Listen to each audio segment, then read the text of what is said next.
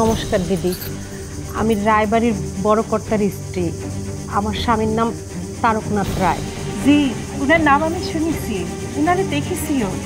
আপনি আমাদের বাড়িতে কোনো কাজে এসেছেন? দিদি, আমি লোকমুখে শুনেছি আপনি অনেক দয়ালু, আপনি অনেক বড় মনের মানুষ, মানুষের বিপদে অনেক সাহায্য করেন। দিদি, আমি আপনার কাছে একটু সাহায্যের জন্য আসছি। আপনার কি কোনো বিপদ হয়েছে? বিপদ কিনা জানি না দিদি, তবে আমার জীবনটা একেবারে নষ্ট হয়ে গেছে দিদি।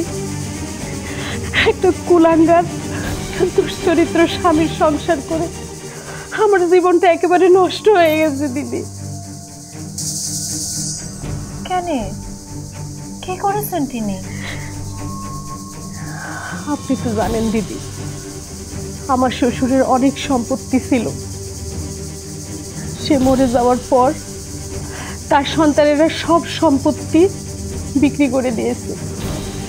আমার শাশুড়ি মানে কর্তামা তার সন্তানদেরকে একরকম তেজ করে রাখছে। ও হ্যাঁ, মনে পড়েছে তো। আপনার উনি আমার তেনার কাছ থেকে কিছু অর্থ সাহায্য নিয়ে গেছেন। দিদি, এরকম সাহায্য সে সবার কাছ থেকেই নেয়, নিশ্চেও, কিন্তু আমাদের দুর্দিন অভাব শেষ হচ্ছে না দিদি। কি বলছেন আপনি? তাহলে এত অর্থ দিয়ে উনি কি করেন? কি আর করবে, বাইজি বাড়িতে পড়ে থাকে সারাদিন, নাচ গান সারাক্ষণ এসব নিয়ে পড়ে থাকে। দিদি, আপনি আমার বোনের মতো, আমার দিদির মতো, আপনি আপনি আমাকে একটু সাহায্য করেন দিদি। আপনি আমার সংসার, আমার স্বামী ফিরাই দেন। আমার মন বলছে দিদি আপনি পারবেন। এইসব কি বলছেন আপনি? আমি কি করতে পারি?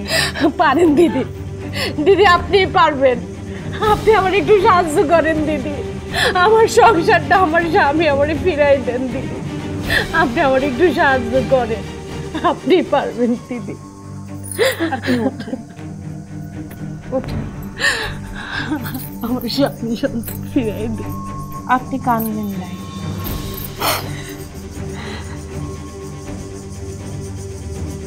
আমি চেষ্টা করব, কথা দিলাম। আপনি কাঁদবেন নাই। আপনি চেষ্টা করলে পারবেন দিদি, আমার মন বলতেছে দিদি আপনি পারবেন, আমার একটু সাহায্য করেন। বীরেন, ইনারে বাড়ি দিয়ে আসো।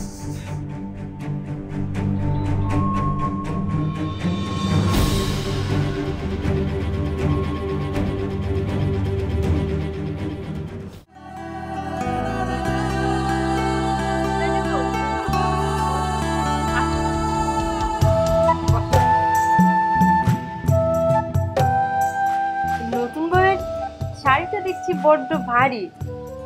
মেজো বউ, নতুন বউয়ের শাড়িটা একটু দাও না বদল করে। আমার তেমন অসুবিধা হচ্ছে না, বরং ভালোই লাগছে। নতুন বউ, আমি বরং তোমাকে শখ করলে